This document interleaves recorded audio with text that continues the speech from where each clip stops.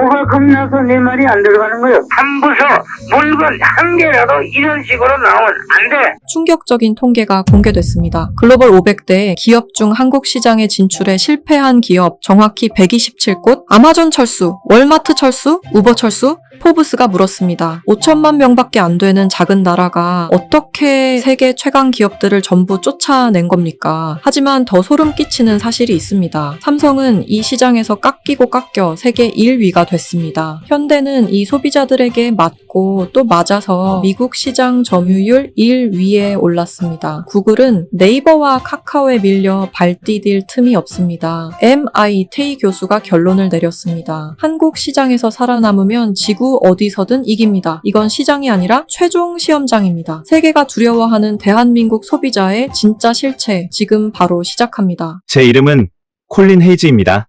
뉴욕 맨해튼에서 나고 자라 현재 하버드 비즈니스 스쿨에서 MBA 과정을 밟고 있는 뼛속까지 미국인입니다. 솔직히 고백하겠습니다. 첫날 이 강의실 문을 열고 들어갈 때만 해도 저는 지독한 오만함에 빠져 있었습니다. 수강 신청서에 적힌 과목명은 글로벌 소비자 행동과 시장 전략. 우리 하버드생들은 세상의 모든 자본과 시장이 우리 발밑에 있다고 믿었으니까요. 따분한 교과서나 읽다 끝날 줄 알았습니다. 하지만 정각을 알리는 종이 울리고 한 남자가 교탁 앞에 서는 순간 세계 최고의 수재들이 모인 알드리치 홀의 공기가 차갑게 얼어붙었습니다. 마이클 포터 교수의 수제자이자 글로벌 500대 기업 임원들을 벌벌 떨게 만드는 저승사자 에드워드 블레이크 교수님이었습니다. 그는 출석을 부르지도 흔한 아침 인사조차 건네지 않았습니다. 대뜸 스크린 조명을 끄고 사진 한 장을 띄웠을 뿐입니다. 상표가 교묘하게 가려진 아주 비좁고 평범해 보이는 어느 편의점 매대 사진이었습니다. 세계 경제를 쥐고 흔든다는 수제 여러분. 화면에 보이는 이 피 튀기는 자본주의의 콜로세움이 도대체 어느 나라라고 생각하십니까? 정적을 깨고 맨 앞줄에 앉은 영국 출신의 귀족 가문 자제 올리버가 여유롭게 손을 들었습니다. 100% 일본입니다. 저 숨막힐 정도로 칼같이 맞춰진 진열 상태를 보십시오. 특유의 강박적인 장인, 정신이 들어간 일본 프리미엄 마켓이 확실합니다. 교수님이 조소 섞인 미소를 지으며 단호하게 고개를 저었습니다. 완벽한 오답입니다, 올리버. 일본 소비자들은 기업이 주는 대로 순응하는 온순한 양떼에 불과합니다. 이 사진 속 장소는 대한민국입니다. 그런데 여러분, 진짜 공포스러운 사실은 국적이 아닙니다. 저 비좁은 매대 하나에서 팔고 있는 삼각형 모양의 주먹밥 종류가 대체 몇 개나 될 것 같습니까? 아무도 입을 열지 못했습니다. 무려 30 종류가 넘습니다. 이 코딱지만 한 동네 편의점 한 곳에서 말입니다. 매달 완전히 새로운 맛이 폭포수처럼 쏟아져 나옵니다. 그리고 단 일주일, 고작 7일 만에 소비자들의 간택을 받지 못한 신제품은 그날로 영원히 쓰레기통에 처박힙니다. 강의실 곳곳에서 믿을 수 없다는 듯 웅성거리는 소리가 터졌습니다. 텍사스 유통재벌 가문의 딸인 클로이가 어이없다는 듯 펜을 던지며 물었습니다. 교수님, 도대체 왜 그런 미친 짓을 합니까? 우리 미국 편의점에서는 제일 잘 나가는 샌드위치 5개만 깔아놔도 천문학적인 돈을 긁어모읍니다. 무작정 30개씩 라인업을 늘리면 재고 폐기율 때문에 기업 마진이 다 박살날 텐데요. 그건 바보 같은 장사입니다. 교수님이 교탁을 강하게 내리쳤습니다. 쾅 하는 소리에 모두가 숨을 죽였습니다. 아주 예리한 지적입니다, 클로이. 그리고 바로 그 오만함이 오늘 한 학기 수업의 핵심입니다. 한국 소비자들은 인류 역사상 가장 까다롭고 지루한 것을 생리적으로 혐오하며 기업에게 단 한 줌의 자비도 베풀지 않습니다. 그리고 그 지독한 까다로움이 결국 한국 기업들을 전 세계 생태계를 파괴하는 돌연변이 괴물로 진화시켰습니다. 순수 미국인인 저로서는 도무지 이해할 수 없는 기괴한 논리였습니다. 소비자가 기업의 멱살을 쥐고 흔든단 말인가. 저는 홀린 듯이 펜을 집어 들었습니다. 교수님이 칠판으로 걸어가 분필로 커다랗게 글씨를 적어 내려갔습니다. 지옥의 테스트베드. 이게 바로 자만심에 찌든 글로벌 1위 기업들이 한국 시장을 부르는 은밀하고도 공포스러운 멸칭입니다. 얼마나 잔인한 곳인지 증명해드리죠. 배달 서비스를 봅시다. 콜린, 당신이 살던 뉴욕 맨해튼에서 피자 한 판 시키면 도착할 때까지 얼마나 걸립니까? 제가 어깨를 으쓱하며 대답했습니다. 빨라도 45분입니다. 비라도 쏟아지면 1시간 훌쩍 넘기죠. 하지만 우리는 그걸 당연하게 여기고 배달원에게 팁까지 넉넉히 얹어줍니다. 한국에서는 그따위 상식이 통하지 않습니다. 한국의 기본 배달 시간은 30분 컷입니다.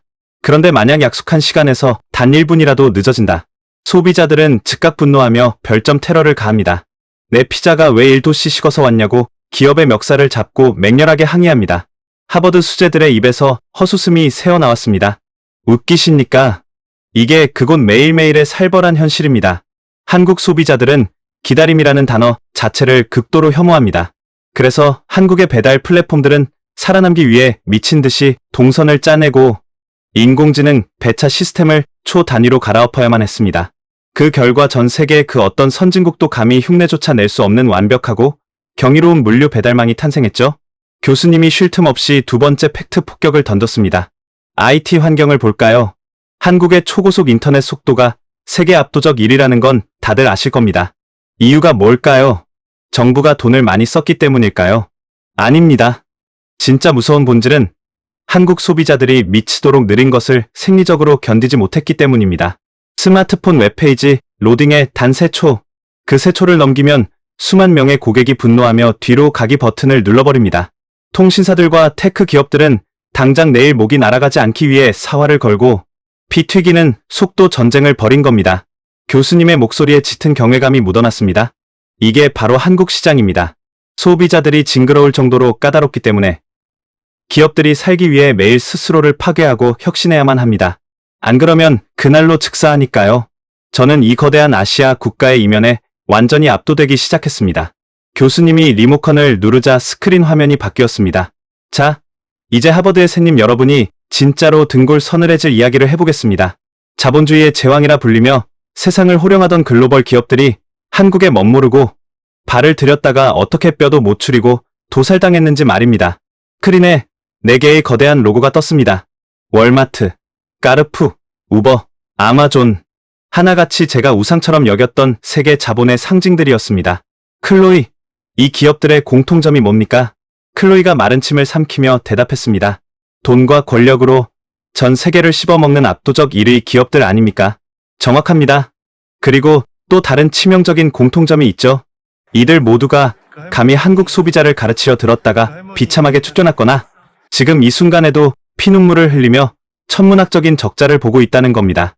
강의실 전체에 찬물이 끼얹어졌습니다. 세계 유통의 절대 권력자 월마트부터 볼까요? 이들은 오만방자하게 한국 땅을 밟았습니다. 자신들의 미국식 성공 방정식이 인류의 정답이라고 맹신했죠. 지게차가 돌아다니는 거대한 시멘트 바닥, 천장까지 닿는 대용량 박스, 직원이 간섭하지 않는 쿨한 셀프 쇼핑. 그런데 결과가 어땠을까요? 고작 8회 만에 두 손 두 발 다 들고 야반도주하듯 도망쳤습니다. 변명의 여지가 없는 끔찍한 완패였죠. 올리버가 황당하다는 듯 쏘아붙였습니다. 아니, 도대체 왜 실패한 겁니까?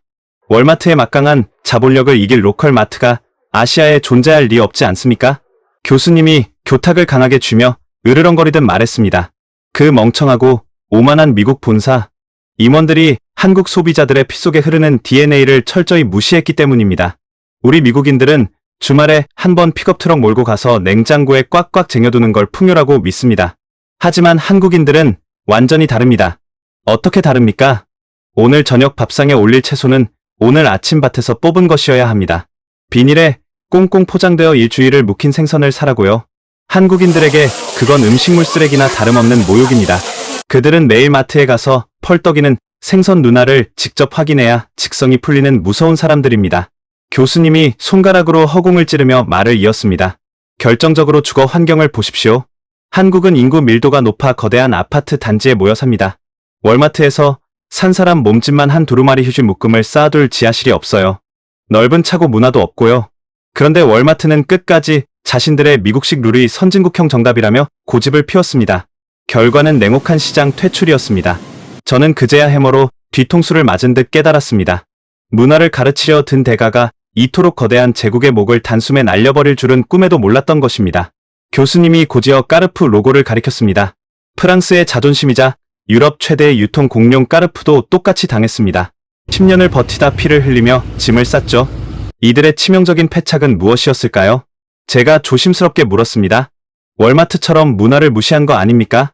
비슷하지만 까르푸는 한 가지 더 지독하게 오만한 짓을 저질렀습니다. 한국 지사 직원들에게 그 어떤 결정권도 주지 않았습니다. 아주 사소한 마케팅 하나조차 지구 반대편 프랑스 파리 본사에서 통제했죠. 본사의 중앙 통제는 글로벌 기업의 기본 아닙니까? 그게 왜 치명적입니까? 한국 시장의 변화 속도는 인간의 상식을 초월합니다. 오늘 불티나게 팔리던 대유행 아이템이 내일이면 촌스러운 쓰레기가 됩니다. 그런데 돼지고기 매대에 할인 현수막 하나 거는 덧조차 파리본사 임원들의 느긋한 팩스 결제를 받기 위해 2주일씩 허송세월을 보냈습니다. 교수님의 목소리가 쩌렁쩌렁 울렸습니다.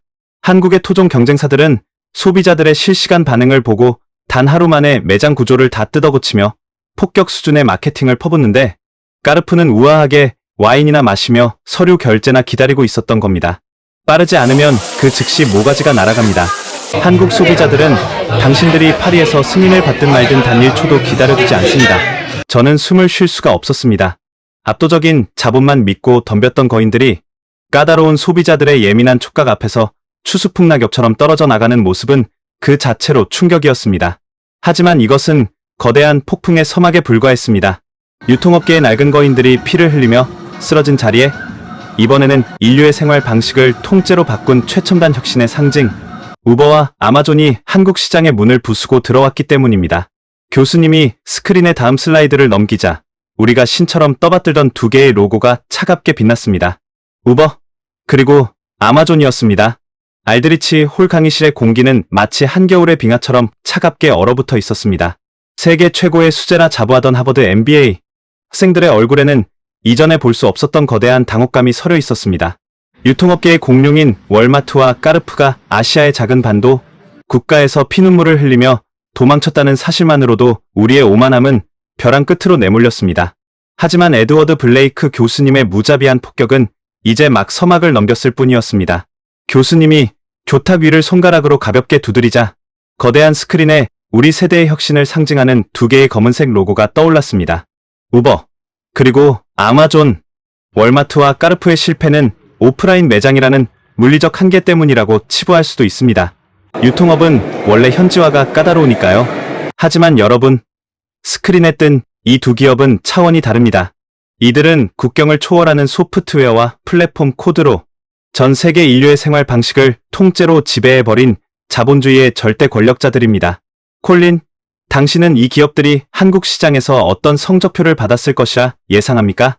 저를 향해 던져진 갑작스러운 질문에 저는 마른 침을 삼키며 조심스럽게 대답했습니다. 교수님, 소프트웨어와 플랫폼은 국경이 없습니다. 우버의 알고리즘과 아마존의 물류 인프라는 전 세계 어디서나 동일하게 작동하는 완벽한 시스템 아닙니까? 한국의 유통망이 아무리 특이하다고 해도 실리콘밸리의 압도적인 기술력 앞에서는 결국 굴복했을 것이라 생각합니다. 제 대답에 텍사스 출신의 클로이와 영국에서 온 올리버를 비롯한 대부분의 학생들이 고개를 끄덕였습니다. 기술의 격차는 문화의 차이마저 짓밟아버릴 수 있다는 것이 우리 엘리트들의 굳건한 믿음이었습니다. 하지만 블레이크 교수님의 입가에는 등골이 서늘해지는 조소 섞인 미소가 번졌습니다. 참으로 미국인다운 낭만적인 착각입니다. 결론부터 말씀드리죠. 차량 공유 서비스의 창시자이자 글로벌 생태계의 포식자인 우버는 한국 시장에 오만하게 진출했다가 사실상 완벽하게 참패하고 쫓겨났습니다. 이 지역에서 몇 안 되는 치욕스러운 실패의 땅, 그 중 하나가 바로 대한민국입니다. 강의실 곳곳에서 믿을 수 없다는 탄식이 터져 나왔습니다. 어떻게 우버가 실패할 수 있단 말인가? 이유가 무엇입니까? 한국 정부의 규제 때문이었습니까? 클로이가 다급하게 물었습니다. 규제도 일부분 작용했지만 그것은 핑계에 불과합니다. 우버가 참혹하게 패배한 진짜 이유는 한국 소비자들이 요구하는 디테일하고 극단적인 서비스 기준을 우버의 투박한 글로벌 애플리케이션이 도저히 감당해 내지 못했기 때문입니다. 교수님은 스크린에 노란색 바탕의 택시 호출 앱 화면을 띄웠습니다. 우버가 헛발질을 하고 있을 때 한국에는 카카오 택시라는 토종 괴물 플랫폼이 등장했습니다. 우버보다 한참 늦게 출발했지만 이들은 단숨에 시장을 완벽하게 장악해버렸죠. 어떻게 가능했을까요? 카카오 택시는 한국 소비자들의 아주 미세하고 예민한 심리를 현미경처럼 분석했습니다. 여러분, 택시를 탈 때 기사님과 목적지를 두고 실랑이를 벌이거나 억지로 대화를 나눠야 하는 상황이 귀찮았던 적 없으십니까? 강의실의 학생들 몇몇이 고개를 끄덕였습니다. 저 역시 뉴욕 맨해튼에서 우버를 탈 때 가끔 수다스러운 기사를 만나면 피곤함을 느끼곤 했습니다. 한국 소비자들은 그런 사소한 감정 소모조차 극도로 혐오했습니다. 택시 안에서 자신의 개인적인 공간과 침묵을 완벽하게 보장받기를 원했죠. 카카오택시는 이 점을 소름 돋을 정도로 정확히 파고들었습니다. 앱에서 출발지와 목적지를 입력하면 기사의 내비게이션으로 모든 정보가 자동으로 전송됩니다. 승객은 택시에 타서 내릴 때까지 단 한마디의 말도 할 필요가 없습니다. 거기에 국민 대부분이 사용하는 메신저 앱과 자동 결제 시스템까지 하나의 생태계로 완벽하게 묶어버렸습니다. 블레이크 교수님의 목소리가 쩌렁쩌렁하게 울렸습니다.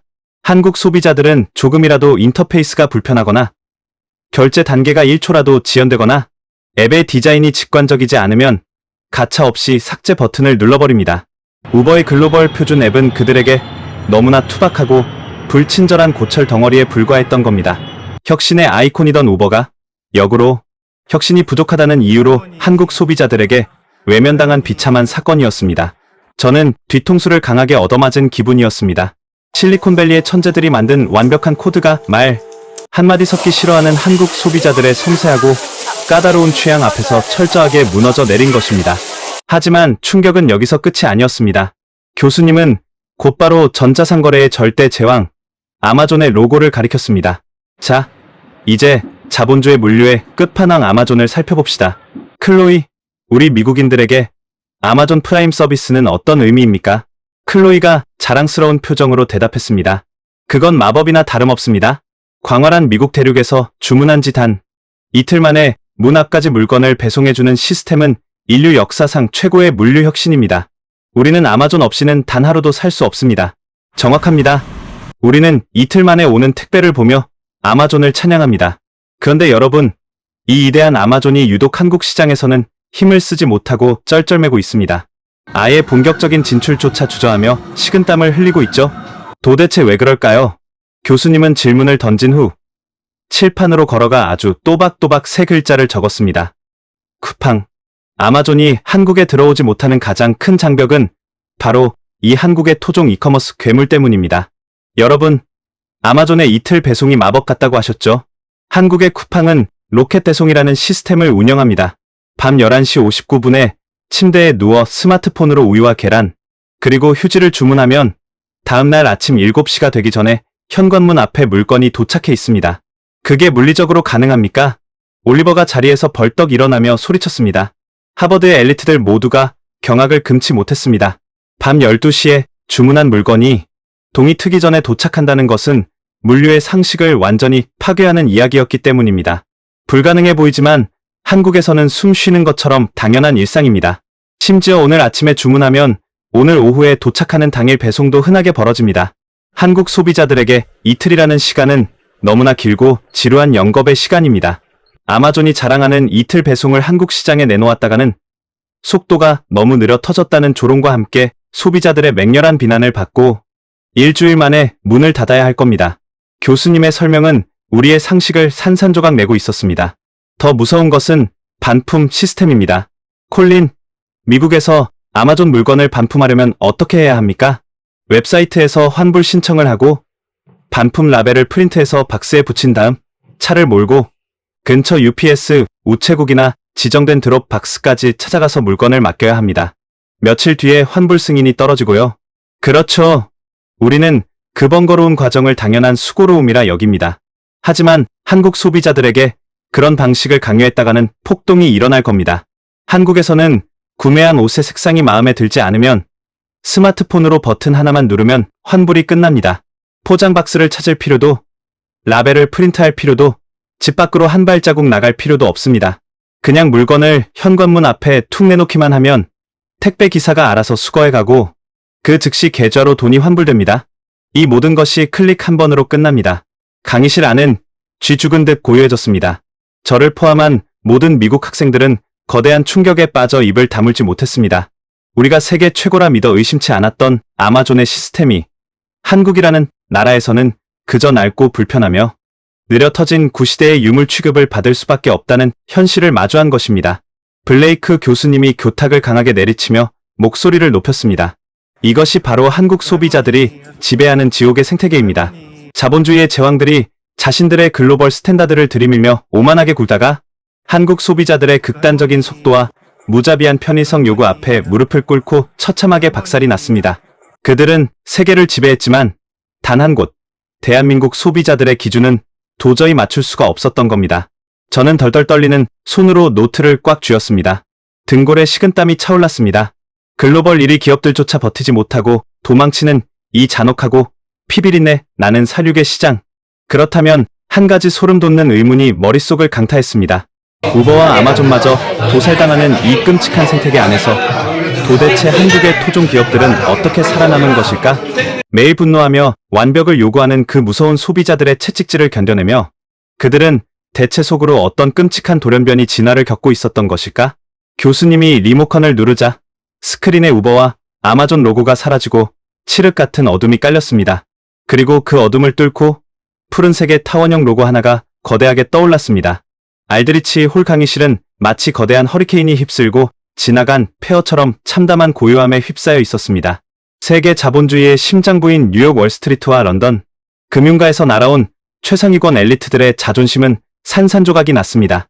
우리가 그토록 신봉하던 서구권의 거대한 자본과 압도적인 시스템이 아시아의 작은 반도, 국가 소비자들 앞에서 그야말로 휴지 조각처럼 찢겨나갔다는 사실을 도무지 받아들이기 힘들었기 때문입니다.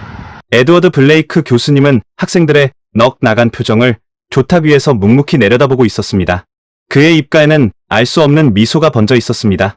스크린을 가득 채우고 있던 우버와 아마존의 로고가 사라진 자리에 이제 푸른색의 타원형 로고가 거대하게 빛나고 있었습니다. 바로 글로벌 전자 산업의 절대 강자, 삼성의 로고였습니다. 여러분, 한 가지 상식적인 질문을 던져보겠습니다. 자본주의의 최고 포식자인 글로벌 1위 기업들조차 버티지 못하고 도살당하는 이 끔찍한 생태계 안에서 도대체 한국의 토종 기업들은 어떻게 살아남은 것일까요? 세계에서 가장 까다롭고 가장 변덕스러우며 1분의 기다림조차 용납하지 않는 무자비한 5천만의 채찍질을 견뎌내며 이들은 속으로 대체 어떤 끔찍한 돌연변이 진화를 겪은 것일까요? 교수님의 묵직한 목소리가 강의실의 정적을 갈랐습니다. 한국의 토종 기업들이 선택한 생존 방식은 아주 단순하고도 잔혹했습니다. 소비자라는 거대한 괴물에게 잡아먹히지 않기 위해 기업 스스로가 그들을 뛰어넘는 완벽한 미치광이 괴물이 되는 길을 택한 것입니다. 영국 출신의 올리버가 여전히 의구심이 가득한 목소리로 물었습니다. 교수님, 한국 소비자들이 아무리 까다롭다 한들 그저 물건을 사는 개인들에 불과하지 않습니까? 거대한 조직과 자본을 가진 삼성이 굳이 개별 소비자들의 변덕에 전부 끌려다닐 필요가 있습니까? 글로벌 스탠다드에 맞춰 적당한 품질, 타협선과 보상 매뉴얼을 구축하는 것이 기업의 올바른 이윤 추구 방식 아닙니까? 올리버, 당신은 아직도 한국 시장의 진짜 공포를 이해하지 못하고 있군요. 교수님이 칠판으로 다가가 거친 필치로 단어 하나를 적었습니다. 집단 지성과 조리돌림. 한국의 소비자들은 거대한 정보망으로 하나로 묶여있는 유기체와 같습니다. 한국에는 전 세계 어디에도 없는 독특하고 파괴적인 인터넷 커뮤니티 문화가 존재합니다. 이들은 단순히 물건을 사고 불평하는 데 그치지 않습니다. 새로운 스마트폰이나 전자기기가 발매되는 첫날, 이 무서운 소비자들은 제품을 사자마자 집으로 달려가 현미경을 들이대고 기기를 산산조각으로 분해해버립니다. 학생들의 눈이 휘둥그레졌습니다.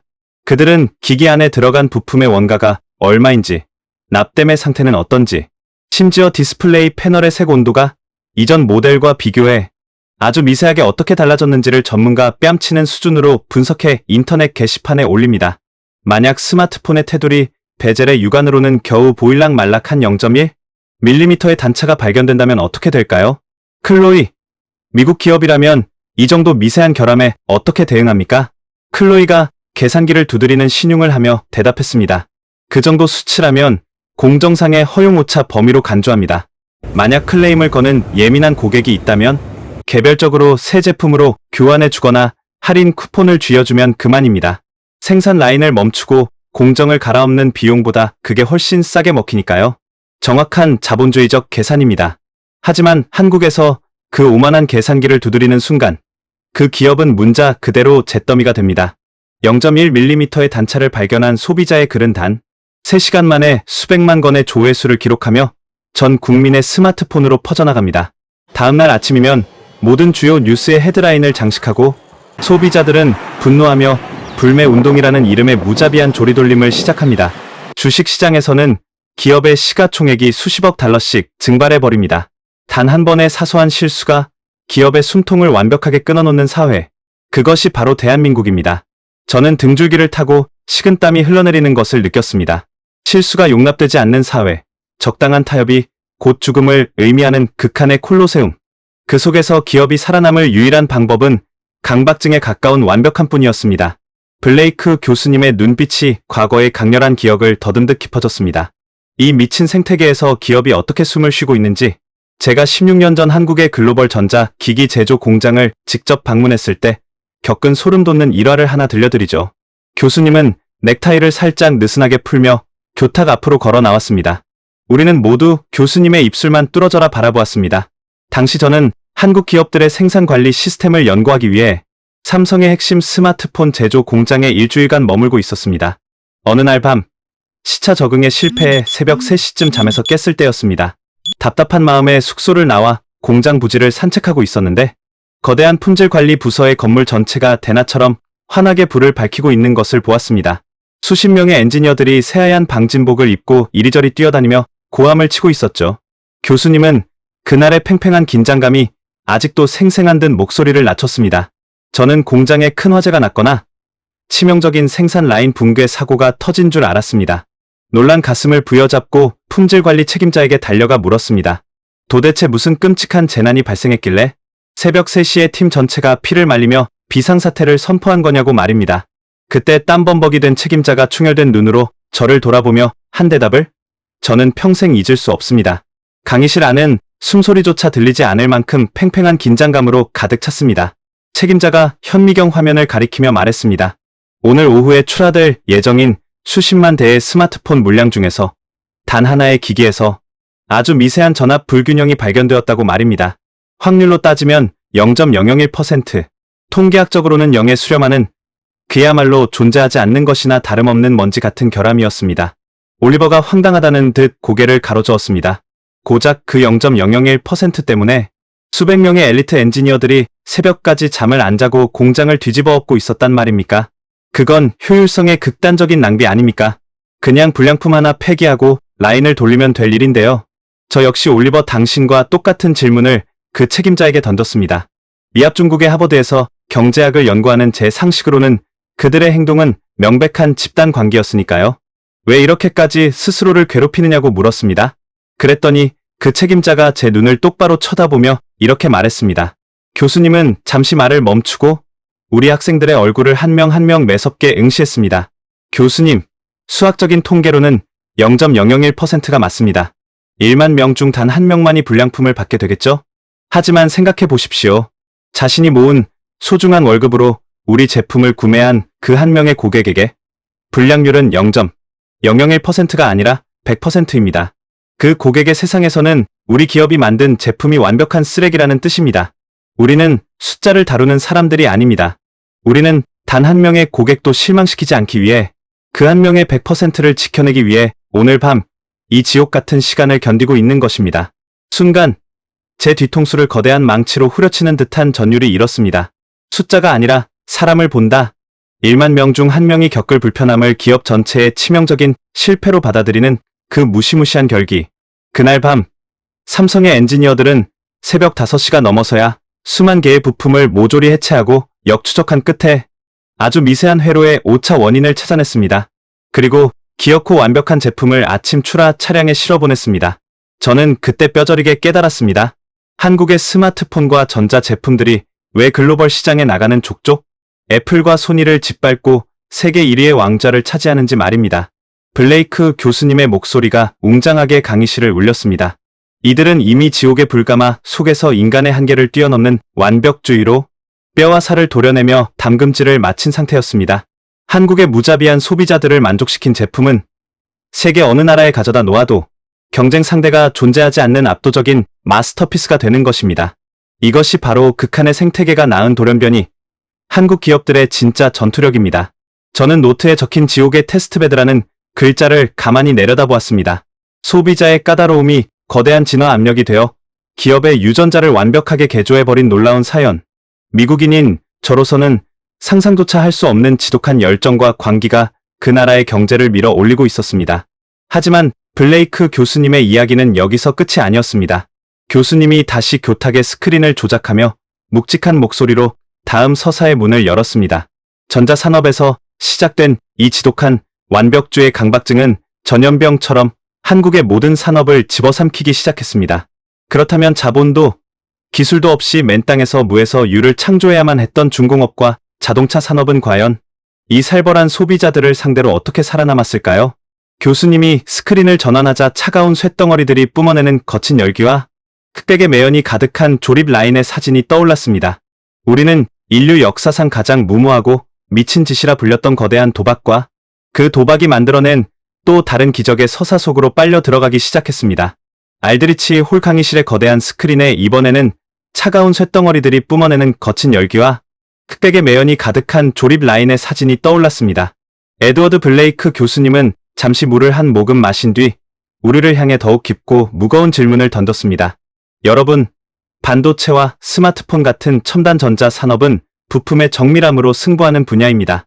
그렇다면 수만 개의 거대한 기계 부품이 맞물려 돌아가며 막대한 자본과 100년의 축적된 기술력이 절대적으로 필요한 중공업과 자동차 산업은 어떨까요? 콜린, 미합 중국의 심장부에서 자란 당신에게 자동차 산업이란 어떤 의미입니까? 제가 대답했습니다. 자동차는 곧 포드와 GM으로 대변되는 미국의 긍지이자 오랜 시간 축적된 서구권 산업혁명의 상징입니다. 자본도 기술력도 없는 아시아의 작은 국가가 감히 넘볼 수 있는 영역이 아니라고 생각합니다. 정확합니다. 불과 수십 년 전 한국은 방금 전쟁의 잿더미에서 간신히 일어난 제대로 된 포장도로조차 몇 개 없는 가난한 나라였습니다. 그곳에서 자신들의 손으로 직접 고유 모델 자동차를 만들고 심지어 그것을 세계 시장에 내다 팔겠다고 선언한 한 남자가 있었습니다. 전 세계의 언론과 경제학자들은 그를 향해 미치광이라며 손가락질을 했고 일본의 자동차 회사들은 비에서 비웃음을 흘렸습니다. 하지만 그 남자는 자동차 산업의 거대한 진입, 장벽을 특유의 불도저 같은 뚝심과 기상천외한 도박으로 산산조각 내버렸습니다. 교수님의 눈빛이 형형하게 빛났습니다. 그가 바로 한국의 현대라는 거대한 그룹을 이끌던 정 회장입니다. 그는 서구권의 기술 독립을 이뤄내기 위해 혈혈단신으로 전 세계를 누볐습니다. 하지만 진짜 험난한 시련은 자동차를 만든 후부터 시작되었습니다. 기적적으로 자동차를 생산해냈지만 당시 굳게 닫혀있던 글로벌 시장, 특히 유럽과 동구권의 철벽 같은 장벽을 뚫기란 계란으로 바위를 치는 것과 같았습니다. 그때 정 회장은 인류 경제사에서 그 누구도 상상하지 못한 가장 무모하고도 거대한 배팅을 던집니다. 학생들은 숨을 죽이고 교수님의 다음 말을 기다렸습니다. 정 회장은 글로벌 시장의 활로를 뚫기 위해 당시 이념의 갈등과 경제적 위기를 겪고 있던 동유럽의 낯선 국가, 바로 유고슬라비아의 막대한 금융 지원을 단행합니다. 영국에서 온 올리버가 자리에서 펄쩍 뛰며 소리쳤습니다. 유고슬라비아요. 교수님, 그게 말이 됩니까? 당시 한국은 자신들의 코가 석자인 개발도상국이었습니다. 게다가 유고슬라비아는 복잡한 국제 정치의 화약고이자 공산권 국가였습니다.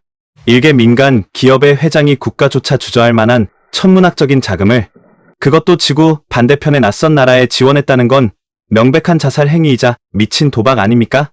블레이크 교수님이 교탁을 강하게 내리치며 대답했습니다. 맞습니다. 그것은 미친 도박이었습니다. 하지만 정 회장의 시야는 보통 사람들의 상식을 아득히 초월해 있었습니다. 그는 유고슬라비아에 대한 파격적인 금융 지원을 지렛대 삼아 동구권 시장에 굳게 닫힌 빗장을 박살내버린 것입니다.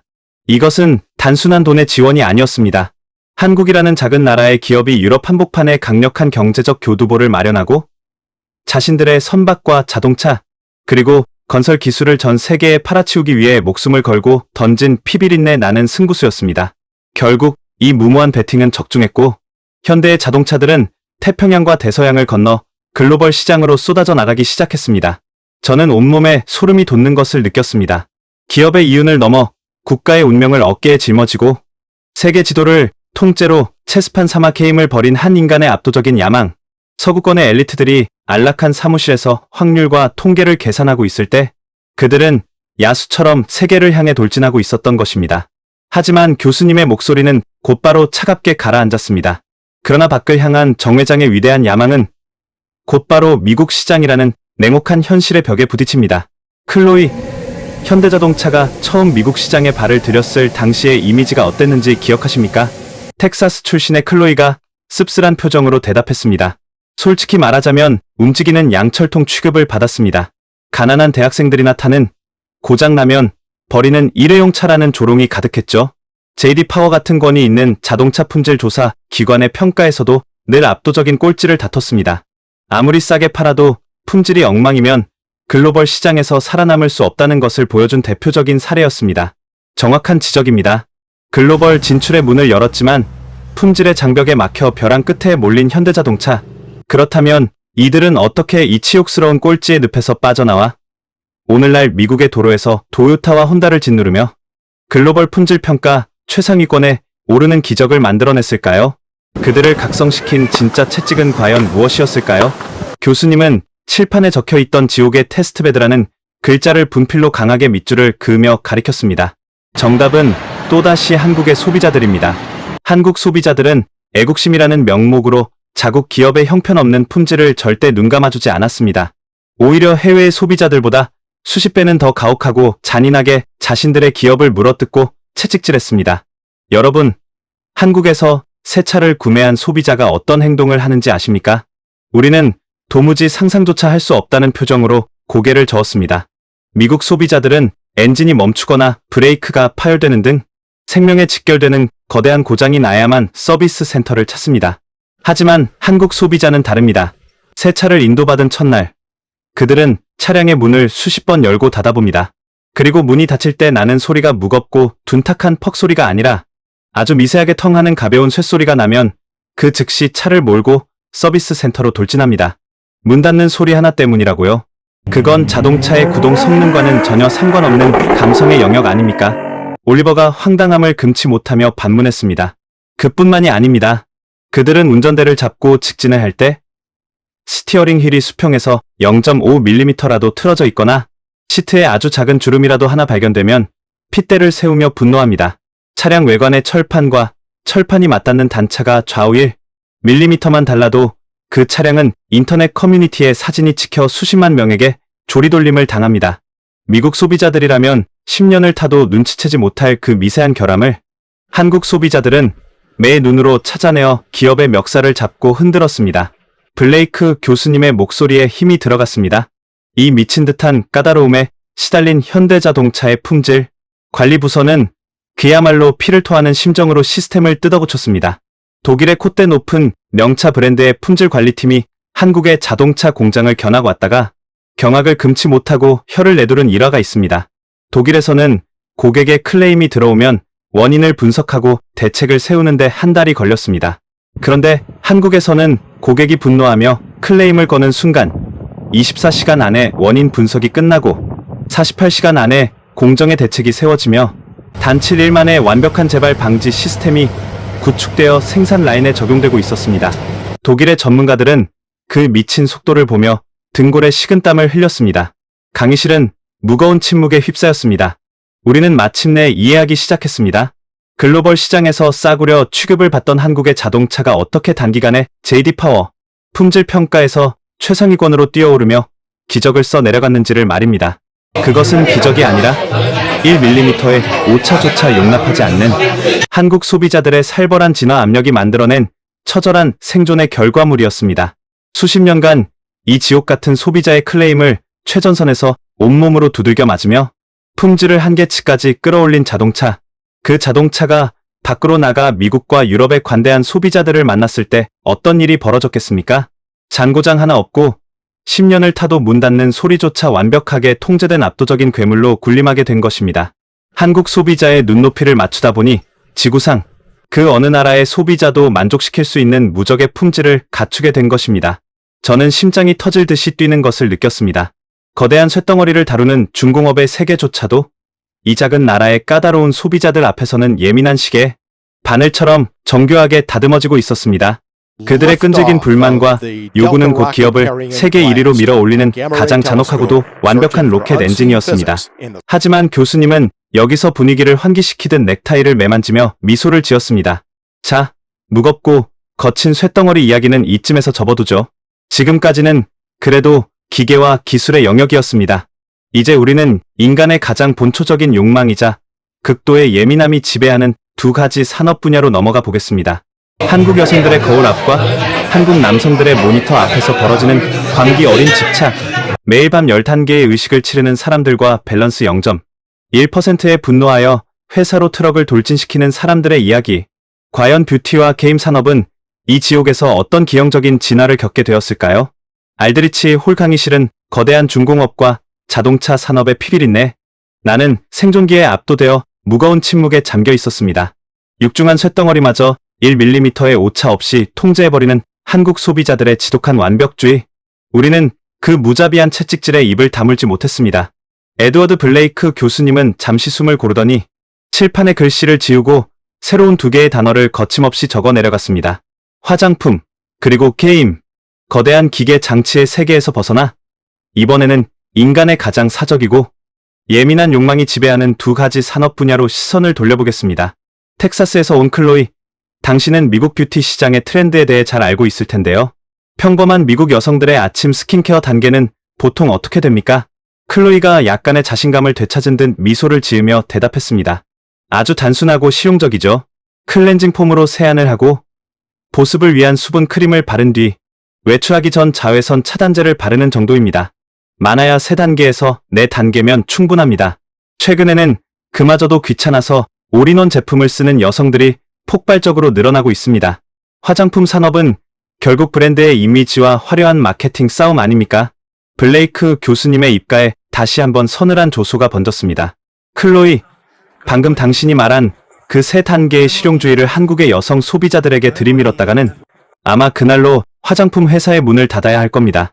전 세계의 화장품 제국을 호령하던 프랑스와 미국의 명품 뷰티 브랜드들이 유독 한국 시장에서만큼은 쩔쩔매며 현지 토종 브랜드들에게 점유율을 뺏기고 있는 진짜 이유가 무엇인지 아십니까? 그것은 바로 한국 여성들이 인류 역사상 가장 피곤하고 가장 집요하며 가장 까다로운 스킨케어 루틴을 매일 밤 강박적으로 실천하고 있기 때문입니다. 여러분, 한국 여성들의 스킨케어 루틴이 무려 10단계가 넘는다는 사실을 믿으시겠습니까? 강의실 곳곳에서 믿을 수 없다는 듯 기가 막힌 탄성이 터져 나왔습니다. 저 역시 귀를 의심했습니다. 얼굴에 바르는 화장품이 어떻게 10단계가 넘어갈 수 있단 말인가? 교수님이 손가락을 하나씩 꼽으며 그 광기 어린 단계를 읊기 시작했습니다.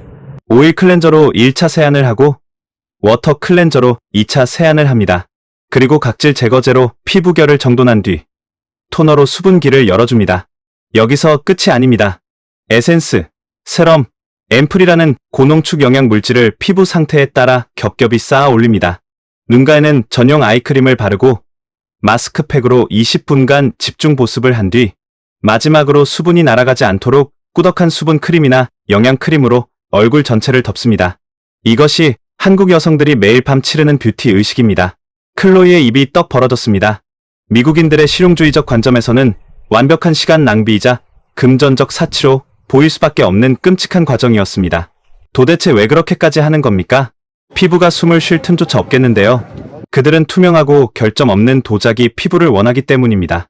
한국 여성들은 화장품을 단순히 피부를 덮는 페인트가 아니라 과학적인 화학 반응을 일으키는 약품으로 대합니다.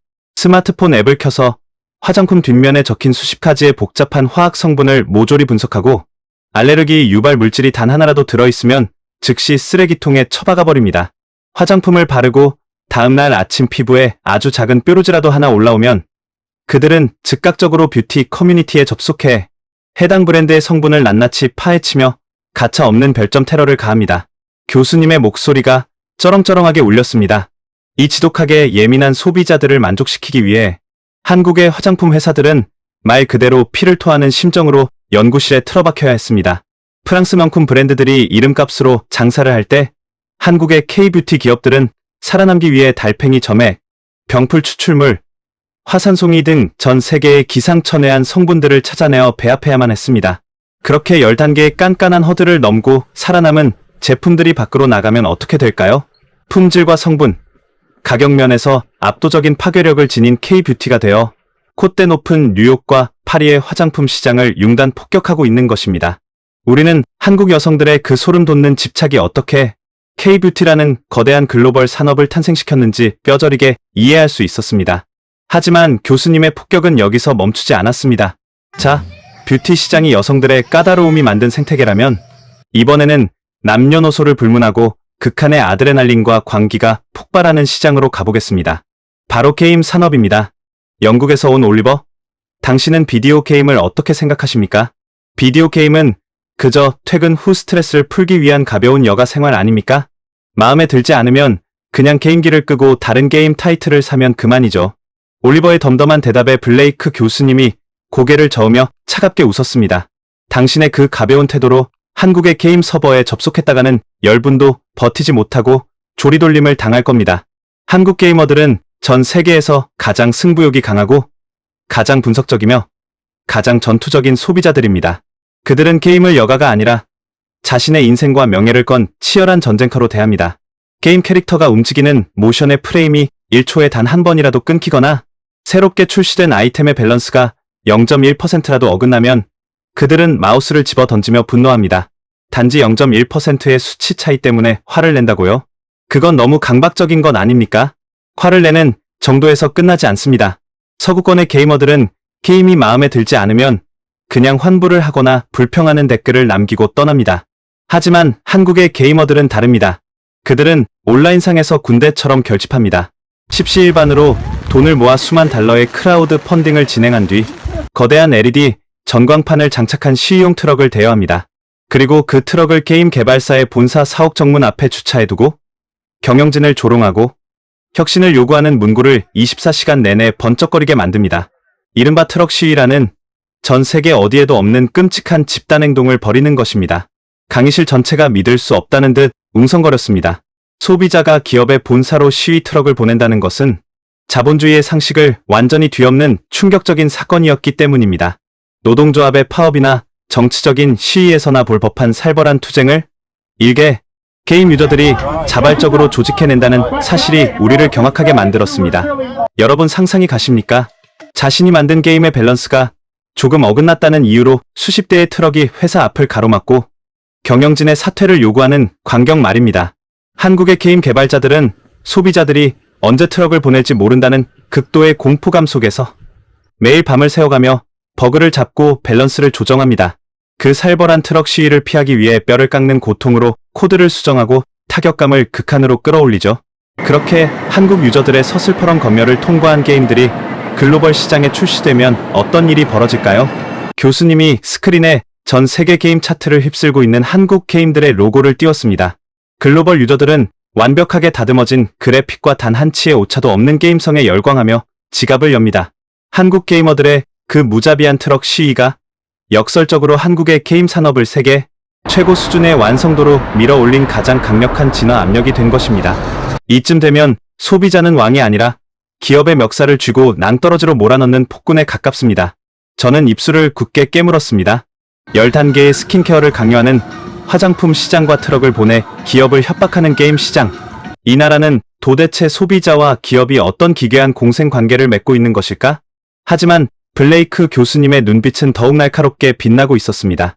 인간의 예민한 취향과 집착이 산업을 바꾼 이야기를 넘어 이번에는 대한민국의 척박하고 가혹한 물리적 환경 자체가 어떻게 소비자들의 결핍과 불만을 폭발시켰고 그것이 전 세계의 생활 방식을 바꿔놓은 위대한 발명품으로 이어졌는지에 대한 더욱 거대한 서사가 기다리고 있었기 때문입니다. 과연 이 지독한 결핍의 생태계는 자본주의 역사상 어떤 기상천외한 물건들을 세상에 내놓았을까요?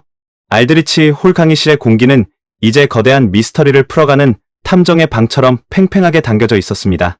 10단계의 스킨케어와 게임 회사를 향한 트럭, 시위는 한국인들의 기질적인 까다로움을 보여주는 극단적인 사례였습니다. 하지만 에드워드 블레이크 교수님은 우리가 가진 놀라움의 한계를 다시 한번 산산조각 낼 준비를 마친 듯 보였습니다. 교수님은 스크린에 세탁기와 에어컨, 그리고 플라스틱 반찬통 사진을 나란히 띄웠습니다. 지극히 일상적이고 평범한 가정집의 풍경이었습니다. 수백억 달러의 자본이 오가는 비즈니스 스쿨의 스크린에 등장하기에는 너무나 소박하고 뜬금없는 물건들이었습니다. 지금까지 우리는 인간의 내면적인 예민함과 까다로움이 어떻게 산업을 바꾸는지 보았습니다. 하지만 혁신의 진짜 강력한 원동력은 따로 있습니다. 바로 환경이 주는 지독한 결핍과 생활 속의 처절한 불만입니다. 한국이라는 나라는 아주 특수하고 가혹한 주거 환경을 가지고 있습니다. 그리고 이 환경적 제약이 소비자들의 극한의 불만을 끄집어냈고 기업들은 살아남기 위해 전 세계 어디에도 없던 기상천외한 발명품들을 만들어내야만 했습니다. 교수님은 첫 번째 사진인 세탁기를 가리켰습니다. 클로이, 당신의 텍사스 본가에서 세탁기는 보통 어디에 위치해 있습니까? 당연히 넓은 차고 구석이나 지하에 마련된 별도의 세탁실에 있죠. 텍사스의 집들은 크고 널찍하니까요. 그렇죠. 미국이나 유럽의 단독주택에서는 세탁기가 빨래를 돌리며 탱크 굴러가는 소리를 내든 진동으로 바닥이 흔들리든 아무도 신경 쓰지 않습니다. 그저 문을 닫아버리면 그만이니까요. 하지만 한국은 다릅니다. 5천만 명의 인구가 좁은 땅덩어리에 모여 살다 보니 국민의 절대 다수가 아파트라는 고밀도 다세대 주택에 거주합니다. 그것도 벽 하나, 바닥 하나를 사이에 두고 위아래 집의 숨소리마저 공유하는 얇은 콘크리트 구조물 안에서 말입니다. 교수님이 양손으로 벽을 만드는 신용을 했습니다. 이런 환경에서 세탁기가 굉음을 내며 심하게 진동한다고 상상해 보십시오. 밤 9시에 퇴근한 직장인이 세탁기를 돌리는 순간 아래층 주민은 천장이 무너지는 듯한 진동을 느끼며 극도의 스트레스를 받습니다. 한국에서는 이를 층간 소음이라고 부르는데 이는 단순한 불편함을 넘어 이웃 간의 칼부림까지 일어나는 심각한 사회적 재난입니다. 학생들은 믿을 수 없다는 듯 숨을 죽였습니다. 가전제품의 소음이 살인 충동을 일으킬 정도의 재난이라니 넓은 대륙에서 살아온 우리로서는 도무지 이해하기 힘든 밀도의 공포였습니다. 이 지독한 환경적 결핍 앞에서 한국 소비자들은 세탁기 제조사들을 향해 맹렬한 불만을 쏟아냈습니다. 소리가 나지 않는 세탁기, 진동이 없는 세탁기를 만들어내라고 기업의 목을 조르기 시작한 겁니다. 미국의 가전업체들이라면 코웃음을 치며 무시했을 요구였습니다. 하지만 한국의 가전업체, 특히 LG, 전자 같은 기업들은 생존을 위해 이 불가능해 보이는 미션에 사활을 걸었습니다. 교수님의 목소리가 강렬하게 강의실을 때렸습니다. 그들은 기존의 세탁기 통을 돌리던 시끄러운 고무벨트 방식을 쓰레기통에 내다 버렸습니다. 그리고 모터가 세탁통에 직접 붙어서 소음과 진동을 원천적으로 차단해버리는 혁신적인 다이렉트 드라이브, 인버터 모터를 세계 최초로 상용화해냈습니다. 층간소음에 핏대를 세우는 한국 소비자들의 불만이 세탁기 기술의 역사를 통째로 바꿔버린 겁니다. 그 결과가 어떨까요? 소음 없고 진동 없는 LG의 세탁기는 현재 미국과 유럽의 프리미엄 가전 시장을 싹쓸이하며 글로벌 1위 자리를 굳건히 지키고 있습니다. 저는 무릎을 탁 쳤습니다. 넓은 영토를 가진 선진국에서는 굳이 필요를 느끼지 못해 발전하지 않았던 기술이 좁은 아파트라는 한국의 제약 조건 속에서 극한으로 담금질되어 세계 최고로 거듭난 것입니다. 교수님은 곧바로 에어컨 사진으로 넘어갔습니다. 두 번째는 푹푹 찌는 한여름의 에어컨입니다. 콜린, 뉴욕의 여름도 상당히 덥고 습하죠. 여름철 에어컨 전기 요금은 보통 어떻게 나옵니까? 덥긴 하지만 전기 요금이 크게 부담되지는 않습니다. 한 달 내내 켜두어도 사용한 만큼만 요금을 내면 되니까요. 하지만 한국의 전기 요금 시스템은 무시무시합니다. 한국에는 누진제라는 제도가 있습니다. 전기를 일정 구간 이상 많이 사용할수록 단가가 2배, 3배, 심지어 과거에는 10배까지 폭발적으로 기하급수적으로 늘어나는 끔찍한 세금 폭탄 구조입니다. 섭씨 35도가 넘어가는 찜통더위 속에서도 한국의 소비자들은 전기 요금 고지서가 두려워 거실에 에어컨을 차마 틀지 못하고 선풍기 앞에서 땀을 뻘뻘 흘리며 공포에 떨어야 했습니다. 교수님의 묘사가 너무나 생생해 강의실의 학생들조차 끈적이는 더위와 전기세의 압박을 느끼는 듯 미간을 찌푸렸습니다. 소비자들의 거대한 불만은 극에 달했습니다. 시원하면서도 전기를 덜 먹는 기적의 에어컨을 만들라고 가전업체들을 쥐어짜기 시작했습니다.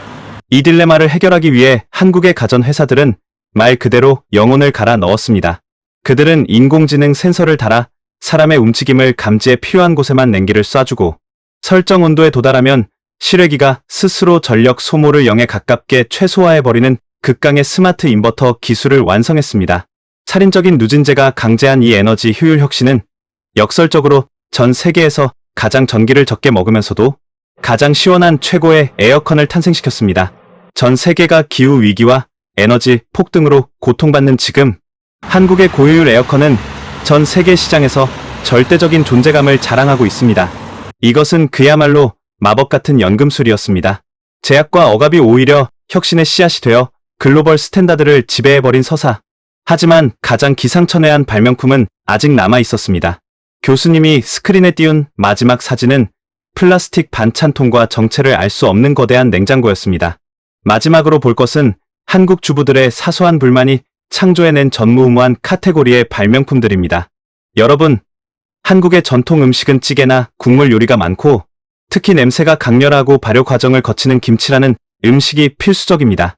과거 한국의 주부들은 남은 음식을 그릇에 담아 일반 냉장고에 넣을 때마다 깊은 절망에 빠졌습니다.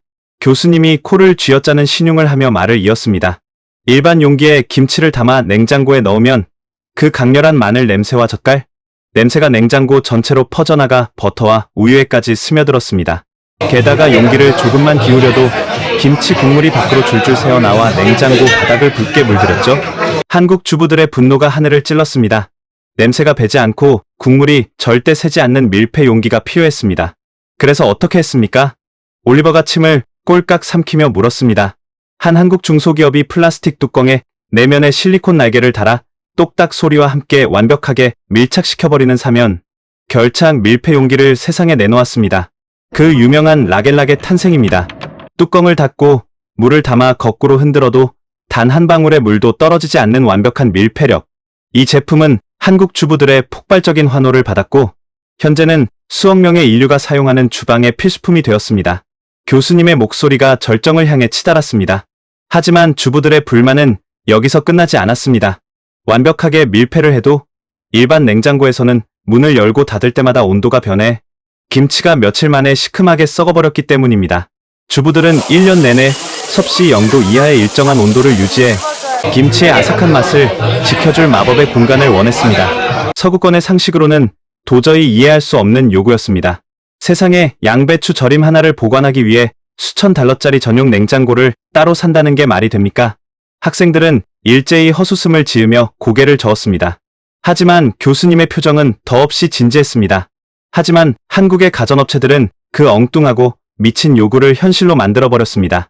냉기 유출을 막기 위해 뚜껑을 위로 여는 방식을 도입하고 칸칸마다 온도를 0.1도 단위로 제어할 수 있는 세상에 없던 새로운 기계, 바로 김치냉장고라는 전무후무한 카테고리를 창조해낸 것입니다.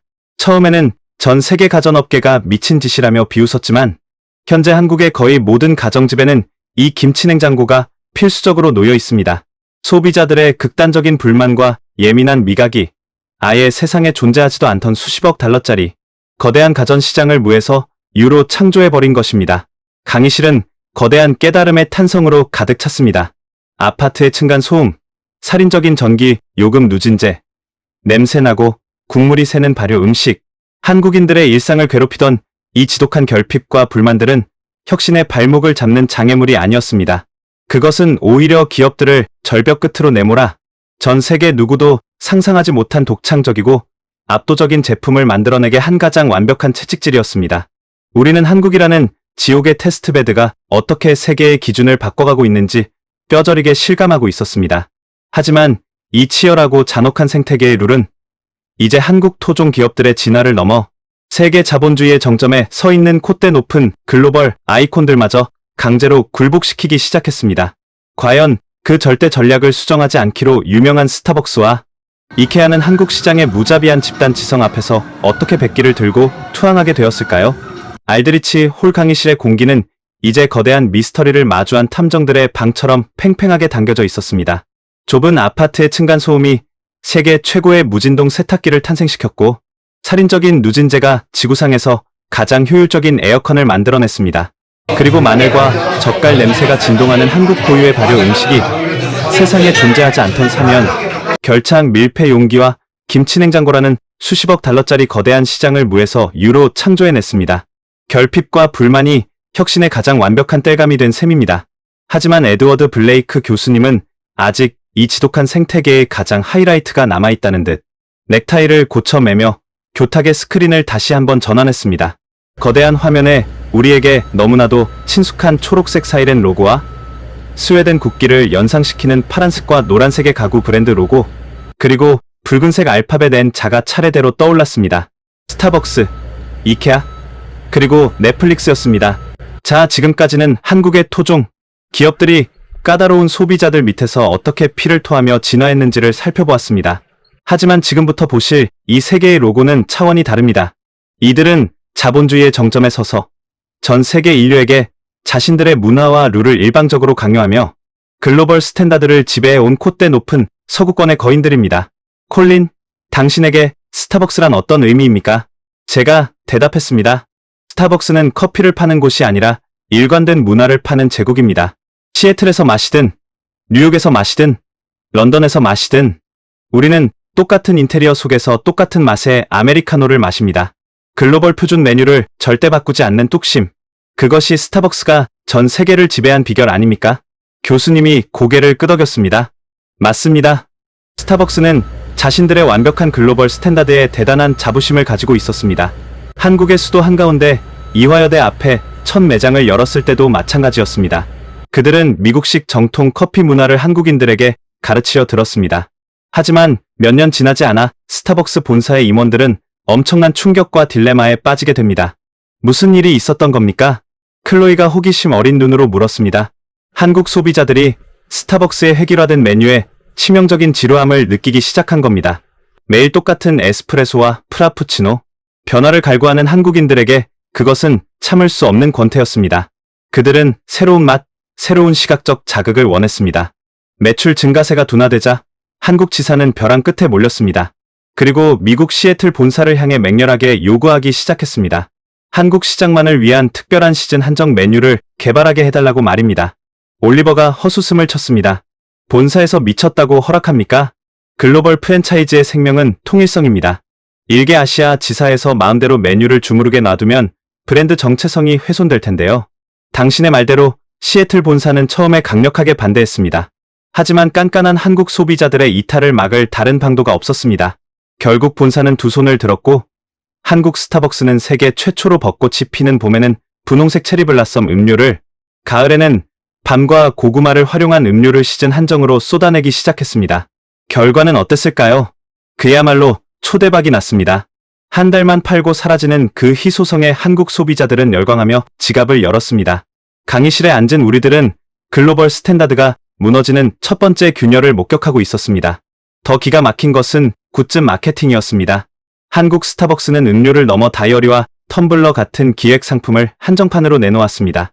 그러자 매장 문이 열리기도 전에 수백 명의 사람들이 새벽부터 줄을 서는 이른바 오픈런이라는 기괴한 현상이 벌어졌습니다.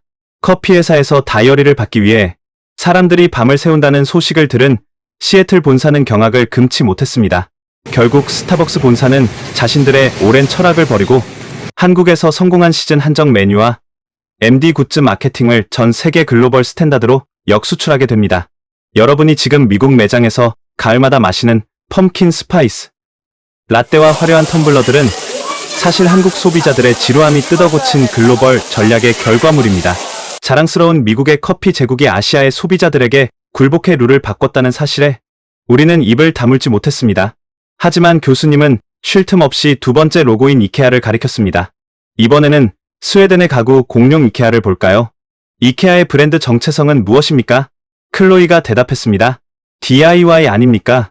납작하게 포장된 상자를 차에 싣고 와서 거실 바닥에 앉아 나사를 조이며 직접 조립하는 문화, 그 불편함을 감수하는 대신 싼 값에 좋은 디자인을 얻는 것이 이케아의 절대적인 철학이죠. 그렇습니다. 이케아는 전 세계 어디에 진출하든 그 DIY 철학을 종교처럼 고집했습니다. 한국 시장에 진출할 때도 당연히 한국 소비자들이 나사를 쥐고 땀을 흘릴 것이라 확신했습니다. 하지만 그들은 한국인들의 또 다른 무서운 특성을 간과했습니다. 바로 시간의 가치를 돈보다 귀하게 여기며 번거로운 노동을 극도로 혐오한다는 사실입니다. 교수님이 칠판에 분필로 크게 X자를 그었습니다. 한국 소비자들은 분노했습니다.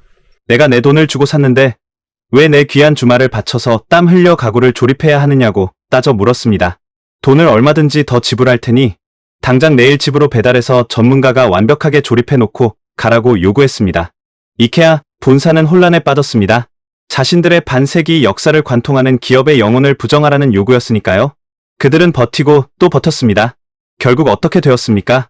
매출이 곤두박질치고 소비자들의 불매에 가까운 외면이 이어지자 천하의 이케아도 결국 백기 투항을 선언했습니다. 그들은 전 세계 이케아 매장 중 최초로 한국에서만 유일하게 대대적인 가구, 배송 및 조립 대행 서비스를 정식으로 도입했습니다. 철옹성 같던 북유럽의 DIY 철학이 귀찮은 것을 참지 못하는 한국인들의 집단, 지성 앞에서 산산조각이 나버린 것입니다. 저는 소름이 돋아 팔을 문질렀습니다. 이케아마저 무릎을 꿇리다니.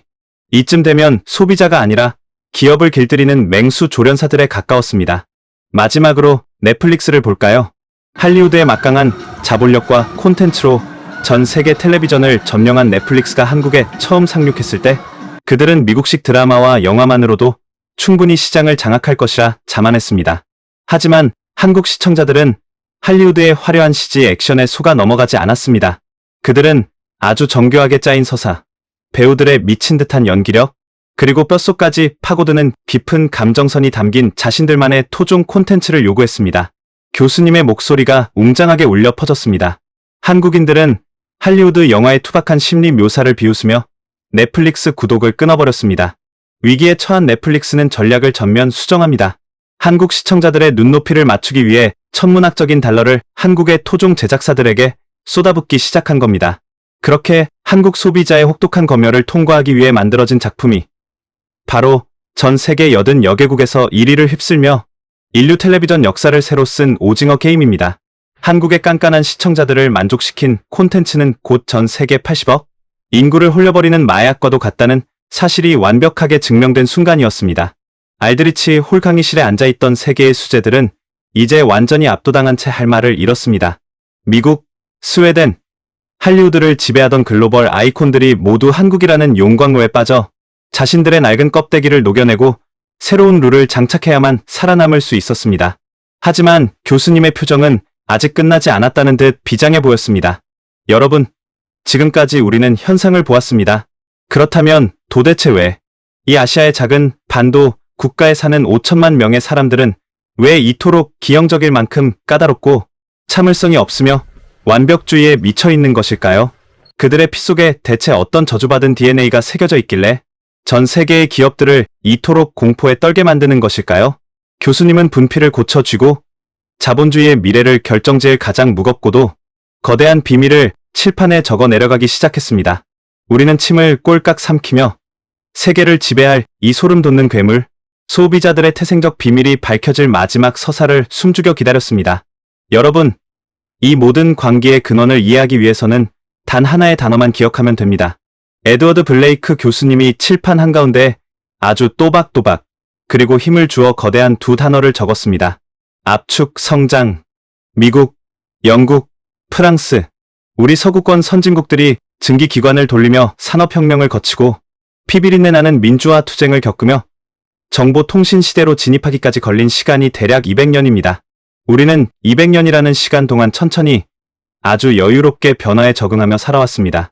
그래서 우리는 오늘과 내일이 비슷해도 크게 분노하지 않습니다. 시스템이 조금 느려도, 기차가 5분 연착되어도, 배달이 10분 늦어도 그저 그러려니 하며 관대하게 받아들입니다. 교수님은 우리 학생들을 향해 매서운 눈빛을 던지며 말을 이었습니다. 하지만 한국은 다릅니다. 6.25 전쟁으로 국토가 완벽하게 잿더미가 되었던 지구상에서 가장 가난한 나라, 그 완벽한 폐허 위에서 이들은 우리가 200년 동안 이룩한 산업화와 민주화, 그리고 IT혁명을 불과 30-40년 만에 모조리 때려 박듬 완성해버렸습니다. 인간의 상식을 파괴하는 속도로 세상을 갈아엎어 버린 것입니다. 이것이 바로 압축 성장입니다. 저는 숨이 턱 막히는 기분을 느꼈습니다. 수십 년 만에 잿더미에서 첨단 사이버 펑크 도시를 건설해낸 민족, 그 폭발적인 에너지는 과연 사람들의 뇌구조를 어떻게 바꿔놓았을까? 이 극단적인 성장의 속도는 한국인들의 무의식 속에 아주 무섭고도 강박적인 DNA를 새겨 넣었습니다. 그것은 바로 어제보다 오늘이 압도적으로 나아야 하고 오늘보다 내일은 완벽하게 진화해 있어야 한다는 맹목적인 믿음입니다. 한국인들에게 정체란 곧 끔찍한 퇴보를 의미합니다. 그들은 어제와 똑같은 오늘을 견디지 못합니다. 스마트폰은 매년 눈에 띄게 얇아져야 하고 인터넷 속도는 어제보다 2배 빨라져야 하며 서비스는 작년보다 10배는 더 친절하고 완벽해져야만 직성이 풀립니다. 그 가혹한 기대치가 기업의 멱살을 잡고 미친 듯이 앞으로 끌고 나가는 거대한 진화 압력이 된 것입니다. 강의실에 앉아있던 텍사스 출신의 클로이도, 영국 귀족 가문의 올리버도 더 이상 오만한 반론을 제기하지 못했습니다. 우리는 그저 거대한 역사적 소용돌이 속에서 재련된 한 국가의 위대한 생존 본능 앞에 고개를 숙일 뿐이었습니다. 자, 과거의 이야기는 여기까지입니다.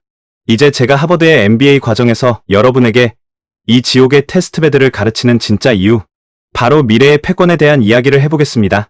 교수님이 스크린에 눈이 부시도록 화려한 인공지능 서버망과 딥러닝 코드, 그리고 자율주행 자동차와 메타버스의 가상현실 이미지들을 차례대로 띄웠습니다.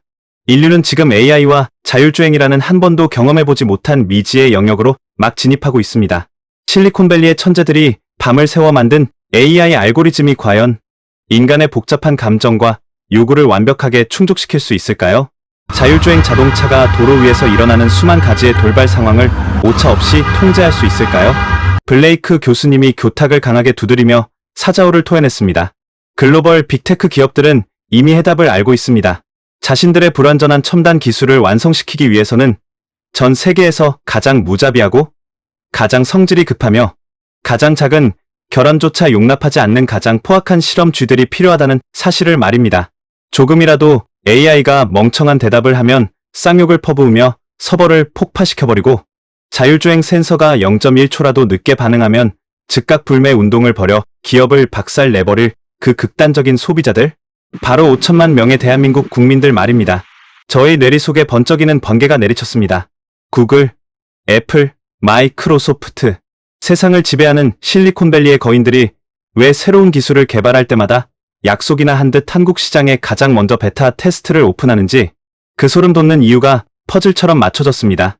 미국의 관대한 소비자들에게 AI를 테스트하면 그들은 오답을 내놓아도 하 웃으며 기계니까 그럴 수 있지 하고 넘어갈 것입니다. 그런 시장에서는 절대 완벽한 기술 혁신이 이루어질 수 없습니다.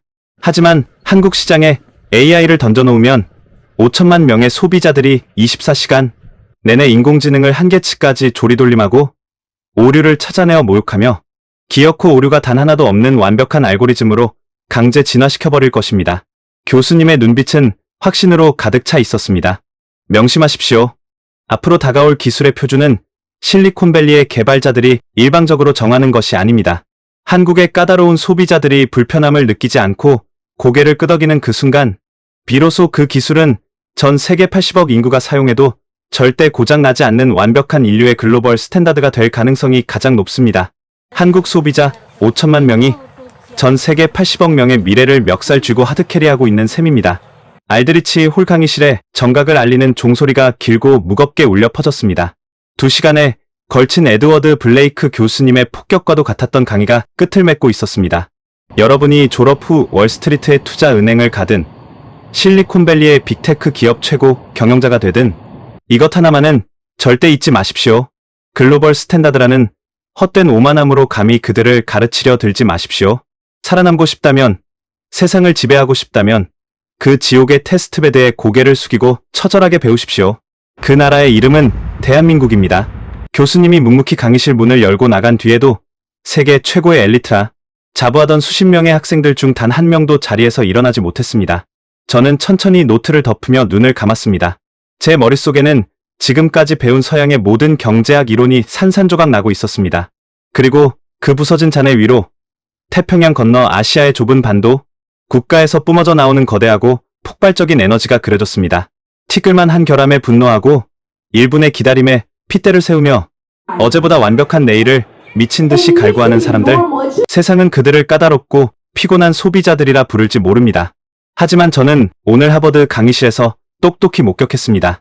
그들의 그 지독한 불만과 광기가 오만했던 글로벌 거인들의 무릎을 꿇리고 인류의 기술을 극한으로 벼려내며 마침내 낡은 세상을 파괴하고 새로운 세계의 룰을 창조해내고 있다는 사실을 말입니다. 세계에서 가장 무서운 소비자들이 세계에서 가장 위대한 미래를 멱살 쥐고 끌고 가고 있었습니다. 그 경이로운 지옥의 훈련소, 대한민국의 진정한 질주는 이제 막 시작되었을 뿐입니다. 오늘의 사연 어떻게 들으셨나요? 월마트 8년, 까르푸 10년. 전 세계 유통 공룡들이 한국에서 백기를 들었습니다. 스타벅스는 글로벌 메뉴 철학을 포기했고, 이케아는 50년 DIY 원칙을 꺾었습니다. 그리고 오징어 게임은 83개국 1위를 기록했습니다. 블레이크 교수는 강의실을 나서며 이렇게 말했습니다. 살아남고 싶다면 그 나라의 고개를 숙이고 배우십시오. 기업은 한없이 커져야 한다 이렇게 생각을 하고 한없이 커지는 기업이 국가의 이익을 위해서 국가의 번영을 위해서 재투자를 하고 아무도 주목하지 않았을 때 새벽 3시 공장을 밝히며 0.001%의 분량을 잡아내던 사람들이 있었습니다. 묵묵히, 그리고 조용히, 그리고 마침내 그 지독한 완벽주의가 세계의 기준이 되었습니다. 이 영상이 가슴 뜨거웠다면 댓글에 지옥의 훈련소 6글자만 남겨주십시오. 여러분의 댓글 하나가 이 이야기를 더 많은 사람에게 닿게 합니다. 우리가 스스로의 가치를 알아야 세계가 우리를 알아봅니다. 감사합니다.